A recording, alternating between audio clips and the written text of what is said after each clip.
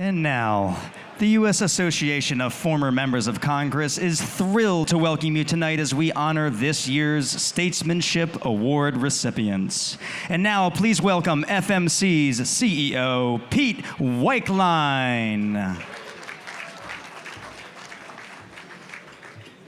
Good evening. Yes, good evening and welcome. If you could join us up here, thank you so much.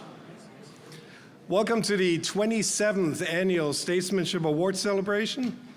We are honored by the dozens of current members and senior congressional staff who are here with us. Over 20 embassies are represented in the room tonight. We have over 45, I think we're up to 47 companies who are supporting tonight's event as our sponsors, and over 24 former members who are also supporting the event. So thank you all for coming, and thank you for your support. It really means the world to us. We are extremely proud of the work that your support makes possible. Our Congress to Campus program had a record year this year.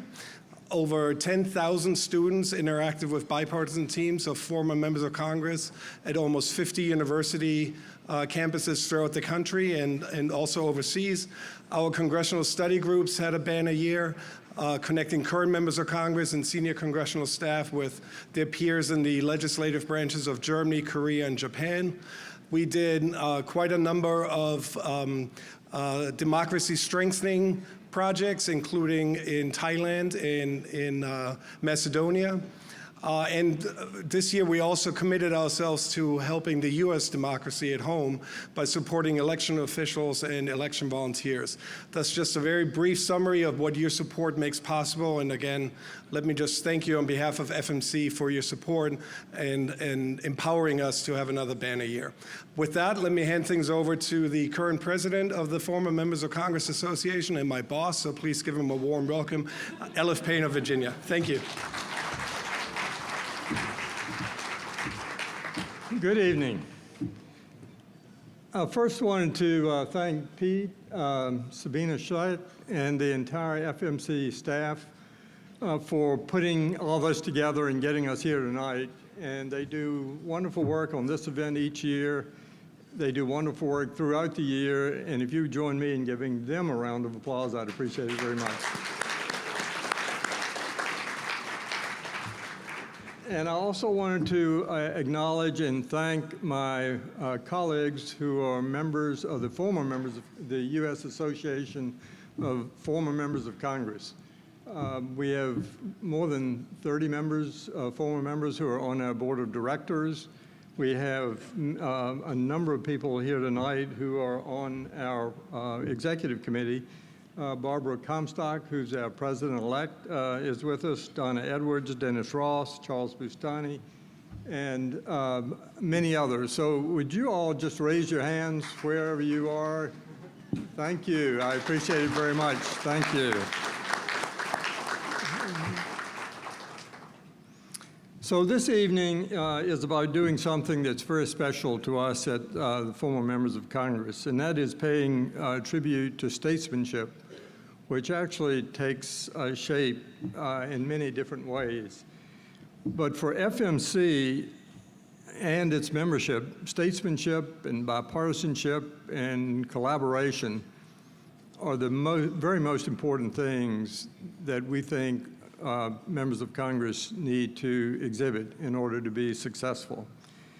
It should be highlighted that our programs that we do each year really focus on those same attributes. We promote democracy, we work on bipartisanship, we work on statesmanship, and it should be highlighted that all of our programs are made possible because former members donate so much of their time, and it's all pro bono work. Last year, it was more than 7,000 volunteer hours done by members of Congress. So we're very proud tonight that we are honoring current members of Congress who are putting solutions over hyper partisanship, and we're representing a corporate sponsor and corporation that is well known for its corporate citizenship that seeks to make all of our communities better.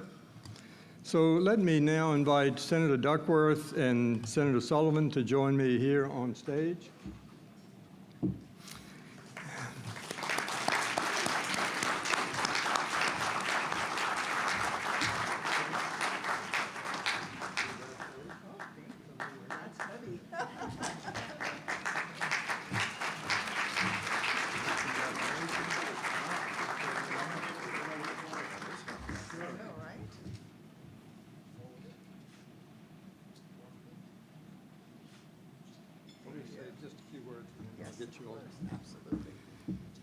Tammy Duckworth has represented Illinois in the Senate since 2017, and before that served in the House of Representatives for 2 terms. She was Assistant Secretary of Veterans Affairs in the Obama administration, served her nation, or our nation, in uniform for more than 20 years, receiving among many awards the Purple Heart. Dan Sullivan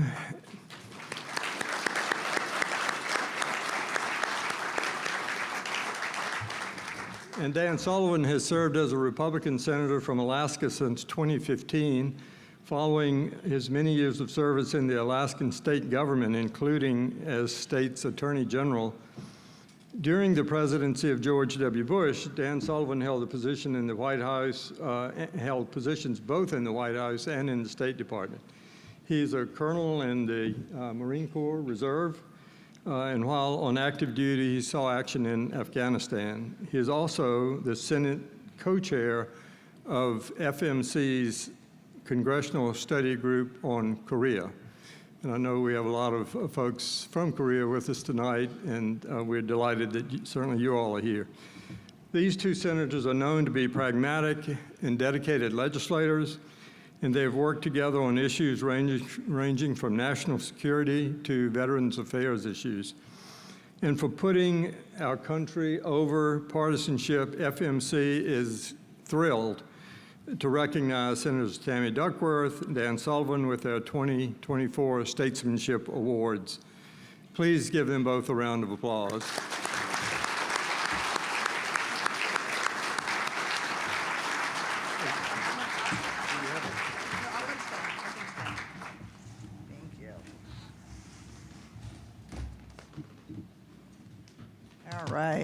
Well, hello, everybody. It is such a pleasure to be here tonight, and thank you for this award. It means the world to me, especially to be getting along it alongside someone I've traveled the world with, my colleague and friend, Dan Sullivan.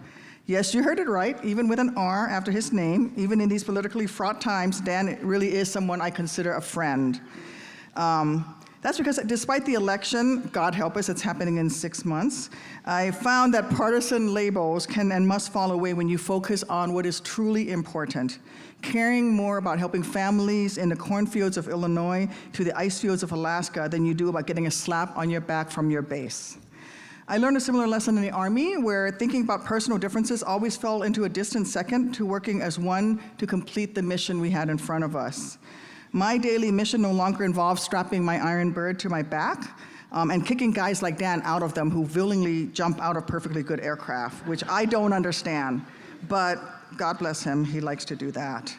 But you know, it's now about doing what I can to work closely with folks like Dan, and with him we were able to partner to help deliver hundreds and thousands of COVID vaccines to Taiwan. Because we both recognize that pandemics know no borders, and that an outbreak of COVID in the Indo-Pacific wouldn't just be tragic for our region alone, but could be disastrous for other nations oceans away as well. So despite the political tenor at home, we didn't consider whether working together would hurt us in the polls or without basis. We didn't pay attention to cable news. We didn't think in terms of red or blue. We thought in terms of right and wrong. And that is, after all, what the Army and the Marine Corps taught us. What we focused on was using our position to help folks both in Taiwan and folks back home. And along the way, we realized that we genuinely actually liked each other. I think it was after I dropped my first 2 F-bombs, referring to the White House, that Dan's like, oh, I think I like her. And we got along. So by the end of the trip, the 2 of us had trauma bonded after getting threatened by the PRC. I'd helped him shop for K-Beauty products, explained to him what K-Beauty was for his daughters, and not long after his lovely wife had given me a book several books actually, for my little girls based on my personal obsessions with Alaska wilderness reality shows. Bipartisanship in action, folks. Look, it's an election year, and Dan and I are not going to agree on everything, far from it. We're going to be on opposite sides on a whole lot of votes, both in the Senate chamber and come November. But to me, when it comes down to doing jobs that we're so fortunate to have, that's not what really matters. What matters is that when I have an issue I care deeply about, I know I can talk to him, not as a Democrat, not as a Republican, but as one veteran to another, as one parent to another, or simply as one senator who cares deeply about her home state to another senator who cares deeply about his home state. Because that's how you get things done, not through angry quips on Twitter or jabs over to cable news. And working together because you both know and you both believe that what cloakroom you go into shouldn't affect where you team up to try to get Americans better health care, more affordable education, or safer housing. Centuries ago, our founders set out for us one of the most frustratingly beautiful tasks that I could imagine. They acknowledged that our democracy could forever remain unfinished. They told us that our efforts to hone it would never be fully complete. With their words in the Constitution, they asked us to recognize this, to internalize it, to process it, then to get over it that our union would never be perfect, then get to work pushing, pulling, and tugging on it until it's a little more perfect than it was the day before, striving to make it a little better, a little fairer, hour by hour, bill by bill, congressional term by congressional term, so that when we hand over the reins to the next generation, this country that we're so proud to call our own and that we both swore and were willing to defend with our lives, this country would be a little further down the path towards more perfect than it was when we started calling the shots in our roles today. I know, believe me, I know, that can feel like a Sisyphean effort. But the good thing is, we don't have to do it alone. We have partners on our own side of the aisle and on the other side too, pushing that boulder uphill, working together to shape our democracy to be the best that it can be. E pluribus unum, out of many one. We may come from different backgrounds, we may have vastly different political beliefs, but we can and must come together for that one goal we do have in common, looking for all those who call America home and protecting and defending this great democracy, this great nation. It's our honor to get to protect and defend. So I'm out of time. I just want to wrap up by saying once more, thank you to the FMC for this honor. I am forever grateful for the work that you do. Thank you.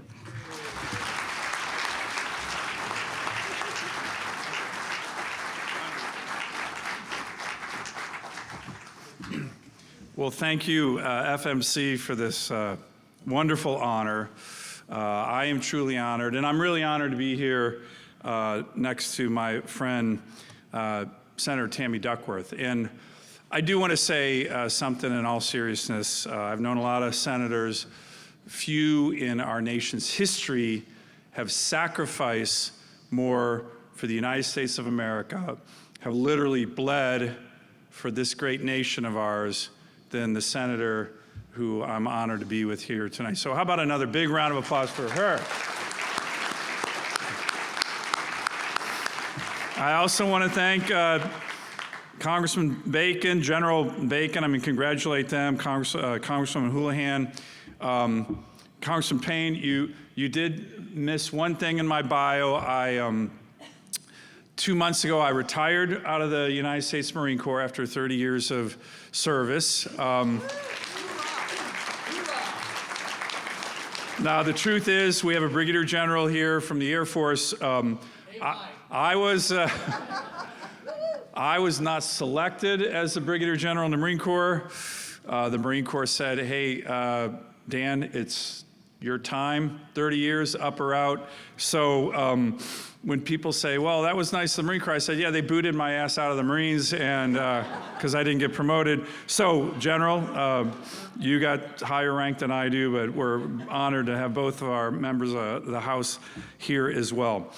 I want to build on a little bit of what Tammy just said. The theme here tonight, I think, is so important. And it's this theme that brings members of Congress together. To be honest, it brings Americans together, and that's national security and our veterans. You know, I am honored to hail from the great state of Alaska, the state with more veterans per capita than any state in the country. And so in terms of veterans and the work that we do here in the Congress for our veterans, it's something that really unites us. You forget very quickly about who's a Democrat and who's a Republican when you think about the importance of the national security of our great nation in taking care of our veterans. And this is where Senator Duckworth and I have bonded in so many ways. These are the issues that bring us together. These are the issues that when you travel overseas together on a CODEL, you realize that the differences we have start to shrink because of the big stakes that you see all over the world and the importance of taking care of those who have borne the burden of battle, which is so sacred, like Tammy Duckworth has. So these are the issues that unite us. And I think that's why you see in the Senate, in the House, a lot of the bipartisanship that is really, really strong and energetic comes on the national security and veterans issues. So Senator Duckworth talked about our first CODEL together. We actually went to Taiwan at a time that that island democracy, we have some of the great representatives here, needed the United States. It needed our commitment, our resolve to help them. My first deployment as a U.S. Marine in 1995 and 96 was to the Taiwan Strait when they were under a lot of pressure from the Chinese Communist Party on the eve of their first presidential election. This was another time when they were under huge stress from their big communist neighbor saying, we're not going to enable them to get any vaccines during the pandemic. No Western vaccines. They were putting pressure on companies not to get vaccines to the people of Taiwan. So we decided to do a CODEL together to Taiwan to deliver vaccines from America for our partners on that island at the height of the pandemic. Now, that was important. Senator Duckworth did say we bonded over this F-bomb moment. I do think, I'll just give you the details. At the very last minute, we had been coordinating with the White House. We were in Korea. We got Middle Air to bring us to Taiwan. And at the very last minute, somebody senior in the White House called the two of us as we were literally taking off to go to Taiwan saying, hey, we don't want you to announce anything with regard to the vaccines you're bringing. Senator Duckworth and I collectively at the same time dropped an F-bomb on what we thought about that plan. And we said, yeah, we don't care what the White House says. We're going to Taiwan, and we're making this announcement with these vaccines. So that was a bonding moment. So guess where we're going to be going in 2 weeks? Senator Duckworth and I are co-leading Senate delegation to Taiwan and to Singapore for what's called the Shangri-La Dialogue, which is all the top national security, defense ministers, foreign ministers in Asia that meet there. And we are once again in a strong bipartisan way that focuses on national security. We're going to be leading that CODEL to Taiwan, to Singapore, with some of our other senators with us. So these are the examples, again, where differences in our politics, and we don't agree on everything, they become less important when we're talking about our national security. And you do feel, as Americans, when you're overseas, not only the shrinking of these issues back home, but the greatness of our nation. And we need to remember that, and I think this highlights that. So, again, I'm very honored to be here. I'm very honored to be here with the members of the House and my good friend, Senator Duckworth. And I want to thank FMC again and all the supporters here for this great honor and a great evening. So thank you very much.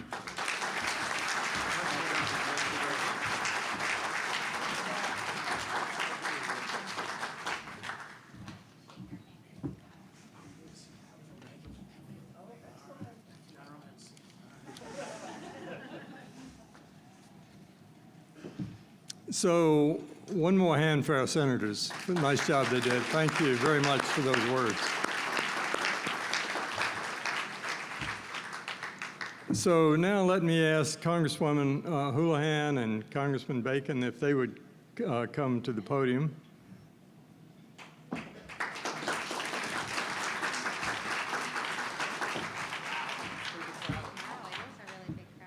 Now I'm intimidated.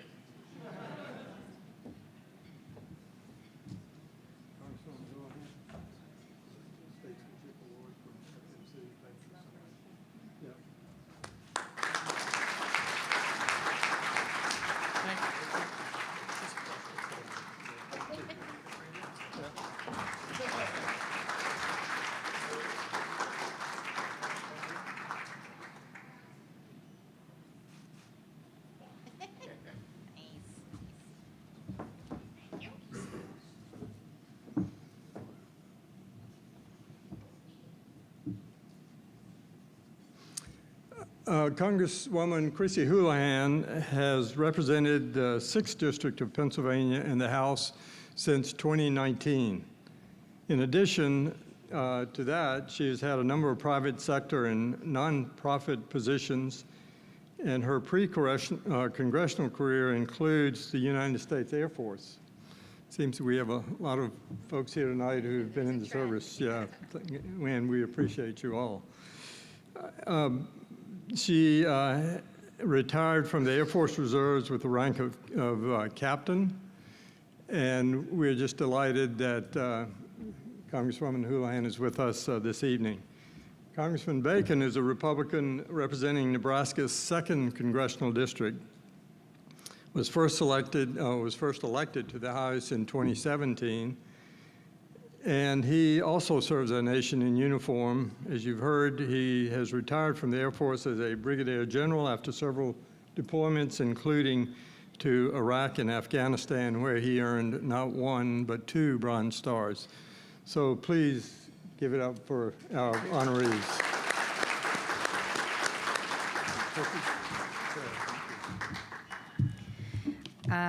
Hi, everybody. It is a very intimidating room, and I'm very, very humbled and honored to be here today. And hopefully, in the brief amount of time that I have to talk to you, you'll try to understand, or I'll be able to convey to you why this is such an exquisite honor for me. Sharing the stage with people like Representative Bacon and Senators Duckworth and Sullivan. Wow, that's some crazy good company to be standing among, and that is something that is quite literally overwhelming for me. And you did mention sort of representing the Army, Senator Duckworth, the Marine Corps, Senator Sullivan, and of course, the best, the Air Force on the stage. Aim high, exactly. I don't think it should be lost on any of us that that's who is on this stage, because I think that the percentage of members in Congress who are veterans is actually really quite small right now. It's something in the 20% or so, and at one point it was in the 70s historically. So we are a relatively small population. But it is, I think, probably not a coincidence that veterans are standing here as 100% of the population here when we're talking about the importance of statesmanship and mission over everything and country first, and making the world a better place and our responsibility to that. I want very much to express my deep gratitude to the former members of Congress for this really incredible recognition, to all of the board of directors, and to the 800 association members who appear to be all here tonight. For this Statesman Award. It is really, as I mentioned, very humbling to be here, and let me first explain why. I came to Congress having never run for anything before. Besides class secretary in 5th grade, I had never sought any sort of higher office, and I lost that run for class secretary in 5th grade. I had really tried all of my life to put service over self, servant leader heart, in kind of everything that I did, and didn't anticipate, however, that I would ever be in this particular role. But when I got here, having kind of a career in business more than in government, I had a corporate retreat. And we spent time talking about our brand and how we were going to build ourselves and what it was going to look like to be successful. And Statesman was the place I wanted us to land. I want very much to run our office and our organization so that we lead by example and we are the statesmen that this place deserves. So I want to thank my constituents for giving me the permission to be able to do things like serve on the Armed Services Committee when I don't have a very large veteran population, and serve on the Intelligence Committee when that isn't necessarily what my community sent me here for. I'm also very grateful to be able to serve with Representative Bacon. Some of our greatest success stories have been in our ability to work bipartisanly. The thing we've focused on as active duty members, men and women. I come from a military family. My dad and my grandfather served full careers. My mother and my grandmother did as well as Navy wives. And so we focus on the career of the military man and woman and their family through the Quality of Life Committee. I'm certain Mr. Bacon will talk about that. But statesmanship isn't just our men and women in uniform, and isn't just kind of over the seas, and it's not just for our veterans. It's also how you behave amongst your own citizenry and how you behave on behalf of those people who don't wear uniforms. Representative Bice and I are able to work together on paid family leave, taking a page of some of the progress that we've made on that for our men and women in uniform and for our federal employees. We need to make sure we're treating our citizenry the same way that we treat those who serve us. I just want to conclude by saying thank you for the opportunity through FMC to go on 2 CODELs now to Japan and to Korea. They have been life-changing experiences for my husband and myself, and I have the opportunity to be able to travel with the significant others of so many, and you really get to know that person when you get to know somebody they love. You also really get to know a country when you aren't flying through 5 countries in 5 days. And so that is something that I'm grateful to. So in closing, I'm really, really grateful for the chance to be honored in this way, to recognize one another for finding common grounds and for putting the people first. It is an expression in the military to lead, follow, or get out of the way. And I'm very, very proud to be amongst a group of people here who are working really, really hard to lead, and to lead with civility and decency. Thank you again very much to the FMC. Thank you again for this incredible honor. I hope that we all continue, as Senator Duckworth, my bad, has asked us to strive for a more perfect union, guided by those principles of integrity and compassion and unity. Thanks very much for honoring me in this way.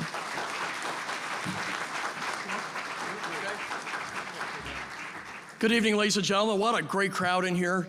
I've enjoyed seeing some of my colleagues from the past, Congresswoman Comstock, Congressman Dedham. I'm sure there's more here that I haven't seen yet. But one day I look forward to being a former member of Congress, but I'm not in a hurry. It's my primary tonight. I'll tell you more at 9 o'clock. Now, we just work hard. We give it our best. At any time that you get a chance to serve, you go and you do your best. I do the right thing, and I'm a believer. God opens doors, he shuts doors, and when he shuts doors, new doors open, and we'll serve in another way. So it gives me a little bit of peace in how we do these things. I also really appreciate the folks I'm up here with. You know, our great senator from Alaska, I deployed there like 5 times with the RC-135s, always in December and January. Minus 30 below zero. And it was, you know, I've seen cold, but minus 30, you know, that's pretty good. But I love flying out of Fairbanks there. And also I was raised in central Illinois, was in Senator Duckworth State. I was a farm kid, corn and soybeans, beef cattle. And now I'm going to talk a little about Chrissy here in a second when we get on the quality of life. I'm pleased to be recognized here too with the CJ Corporation or company. I guess my experience with CJ really dates back to Schwan Food. On my farm, my grandmother lived on the other side of the farm, and I would bike there every day. She ordered Schwan's food every week. So I had frozen pizza, frozen ice cream. I mean, I had everything frozen at my grandma's house. And she'd be so excited, Schwan's coming today, we'd get the food, and then she'd make a new order so they come back next week, right? So I want to congratulate Yuno Wang, the CEO, Rami Park, Alan Poff, and Kristen Wilcox. I look forward to hearing your presentation later. So here's where my journey started when it comes to, when you talk about Statesman Awards. As a young man, I loved reading about Abraham Lincoln, my favorite person to study, my favorite president, George Washington. I love Dwight Eisenhower. I'm reading a book on him right now. It's probably my 20th book on Dwight Eisenhower. I love General Grant. I love studying people who make a difference. And I've always hoped that I can make a positive difference wherever I go. It's not about the title. If it becomes about the title, I deserve to get kicked out. It's about where can you move the ball down the field and look back 20, 30 years later, say, you know, we helped make an impact here. And that's what I see a statesman trying to do. I also see statesmen as being willing to take unpopular decisions that are right and standing up for doing right. You know, the John the Baptist, hopefully I'd be better clothed than he was back then, but you know, we need people that stands up against the wind and changes the trajectory where our country is going. For me, as a congressman, I had my eyes opened in the 115th Congress, serving with Congressman Dunham and Congresswoman Comstock. We passed records amount of legislation out of the U.S. House, but very little of it made it through the Senate. And it was a reminder that James Madison designed a government that protects the minority. And if you don't work with the minority or across the aisle, you're not going to get anything done in the long run. So at that point, I decided to become a member of Problem Solvers. We stood up a veterans group called For Country Caucus, where we started working in a bipartisan way, because in the end, that's the only way you're going to get stuff out of the House, the Senate, and signed by the president. And so that was my lesson in 2017. One of the highlights of this experience and this journey is working with Congresswoman Houlahan. So a year and a half ago, I went up to the future chairman. I said, Chairman Rogers, or at least at that point, ranking member Rogers, I go, we have men and women on SNAP. We have dorms and barracks that are failing. People are even going to food banks, serving in the greatest military in the world. This is unacceptable. And I'm grateful that Mike Rogers and the ranking member Smith has made that their number one priority this year in the defense bill. And they put us two in charge. So we got to work a bipartisan group. We studied the problem. 1 out of 8 enlisted people are on SNAP. We have failing grades for the barracks. We have about 5% of housing allowances taken out and put into weapon systems. So we're paying for weapon systems on the backs of our junior enlisted. People are waiting 2 or 3 months for health care. Not right. We have childcare that's at 80% capacity. So these are the things we identified and more. And we've come up working together 31 recommendations, the capstone of which is 31 recommendations, a 15% pay raise targeted for E1 through E4 to get them above the SNAP level. We're going to restore full housing allowance, not taking some of that housing allowance out. We're going to focus on dorms and barracks and much more. And we have an assurance from both the ranking member and the chairman of the HASC that all 31 are going to be put into our defense bill. And I think we're making headway on our probes because, you know, you still got to pay for it. And we're already working with the Senate to get this sold. So I am so excited. This will be meaningful impact. And one of the things that was cool, we had people from the far left and pretty far right. You wouldn't have known who was far left or far right in this temporary subcommittee. Everybody got along. We were focused on a mission. And it was zero friction and partisanship in this. And and for many of our folks who were junior, working on our committee, it was the highlight of this Congress for many of these folks there. Let me just close with a thought. I was at a Republican county meeting a couple months ago. And I said, here's my priorities. It's first my faith. I'm a Christian first. Then I'm an American. Then I'm a Republican. And I had a guy yell at me, that's why we don't like you. But I think we have to go back to that. Our party has to be 3rd, 4th, or 5th, or 6th, somewhere down there. It's got to be our character and our values first, our country over the partisanship. And I think we live in a post-truth culture today where truth and doing the right thing is subordinate to winning. And when winning becomes the end state, that means the ends justify the means. And that's why we live in this very hyper-partisan country that we're in now, and we're not getting stuff done. When I look at the threats out there, as a 30-year Air Force guy, I serve on the HASC, and I'm an intelligence guy by trade. Surely Russia is the near-term threat, malevolent, showing its desire to undermine us at every step. China's the long-term threat. They want to be the world superpower. Iran wants to be the regional hegemon and control the whole Middle East.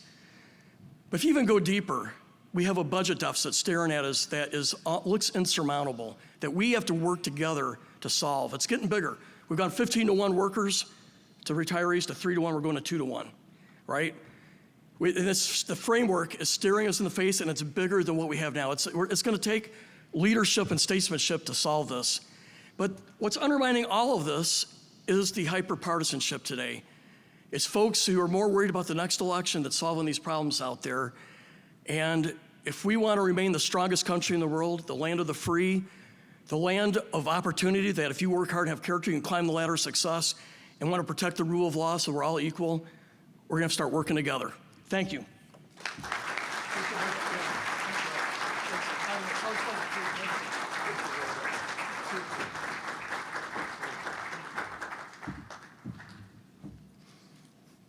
Well, we've now heard from 4 honorees, and I think you, or certainly I, got from all of them the theme about how important it is if you're a member of Congress and you want to get something done. The way you do it is to work in a bipartisan fashion, to collaborate, and exhibit statesmanship. And so please give these 4 honorees another round of applause.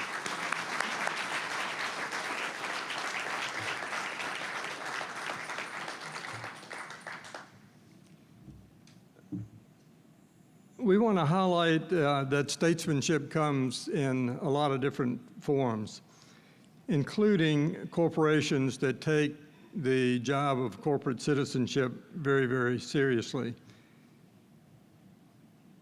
You just heard Don Bacon mention the CJ Group. The CJ Group is headquartered in Seoul, Korea.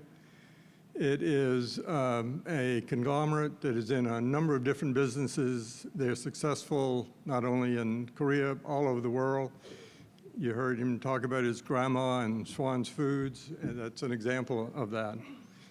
And in addition to all the wonderful things that they are doing around the world and the products that they make, they're doing groundbreaking R&D work on sustainability and environmental protection. They offer nutritious food packages to underserved communities, and they are active in global disaster relief and support individuals with disabilities. And that just is a small listing of the many, many things that they do. CJ is in the United States of America. They have more than 13,000 employees in the U.S. They've invested more than $5 billion in the U.S. And they are longtime partners of ours, FMC, with our Congressional Study Group on Korea. So we're thrilled to have such a highly respected enterprise as our partner and as our 2024 Corporate Statesmanship Honoree. And so I now invite Dr. Junie Lee Wong to accept the award on behalf of CJ Group. Dr. Wong is co-CEO of CJ Americas, and Senator Duckworth and Representative Houlahan might be interested to know that his education includes Western Illinois University and Carnegie Mellon in Pennsylvania. Dr. Wong.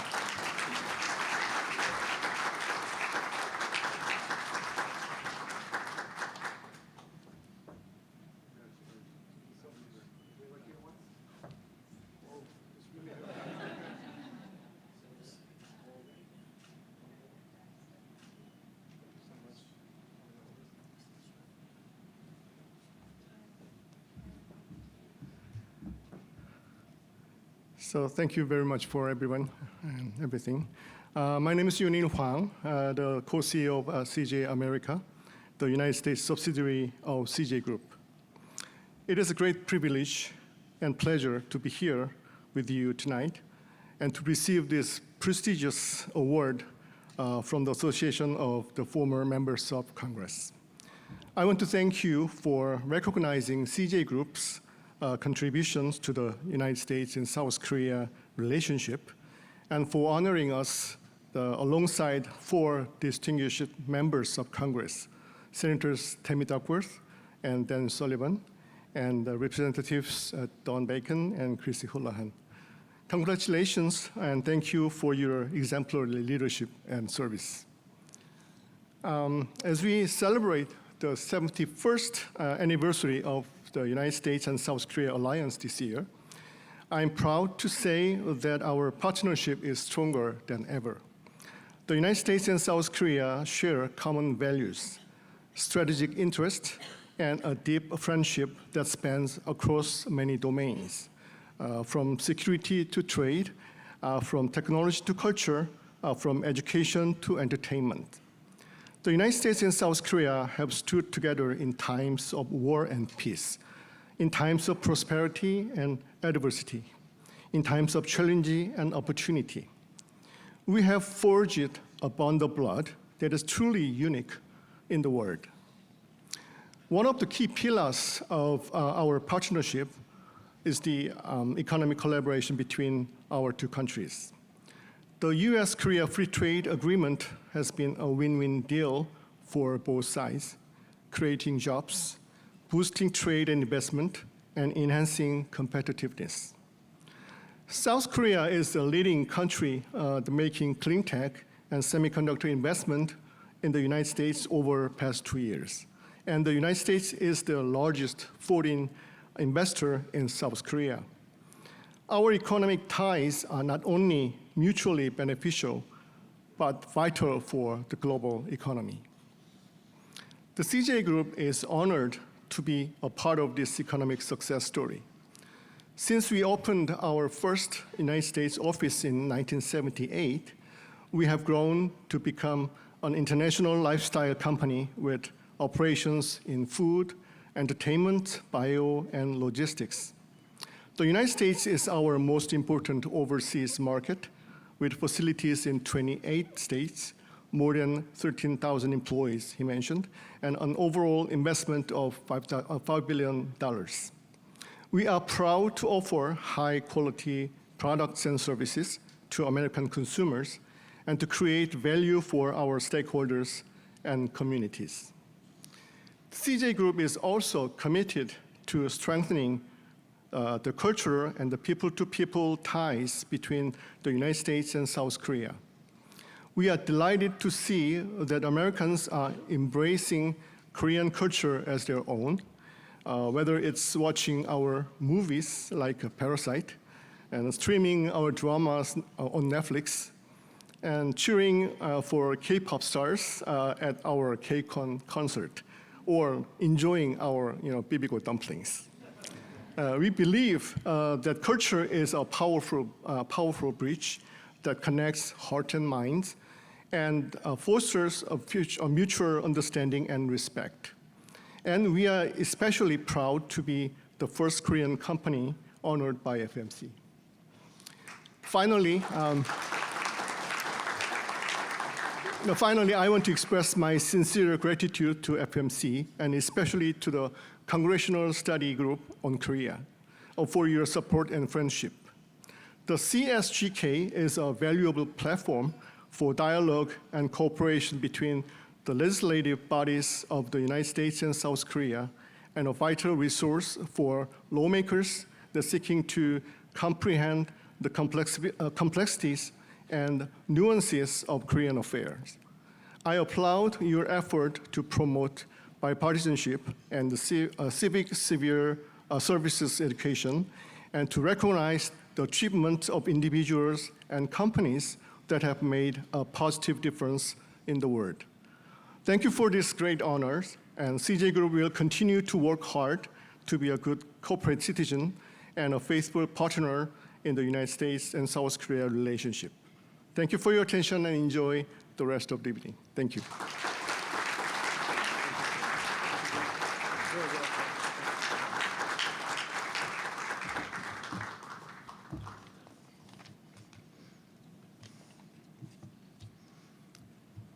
So I've been asked to let you know that we have a special treat for all of us coming up in a few minutes. We're on the 7th floor. This will be on the 5th floor, where part of the Spy Museum's excellent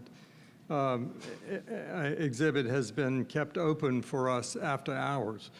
So we can go there, we can enjoy dessert and coffee while learning more about several hundred years of espionage history. And we really appreciate the Spy Museum for providing such a great venue as this, and for providing the experience on the 5th floor as well. So as we end this, First, let me ask for a point of personal privilege, and I would like to thank my lovely wife, Susan, who's here with me tonight.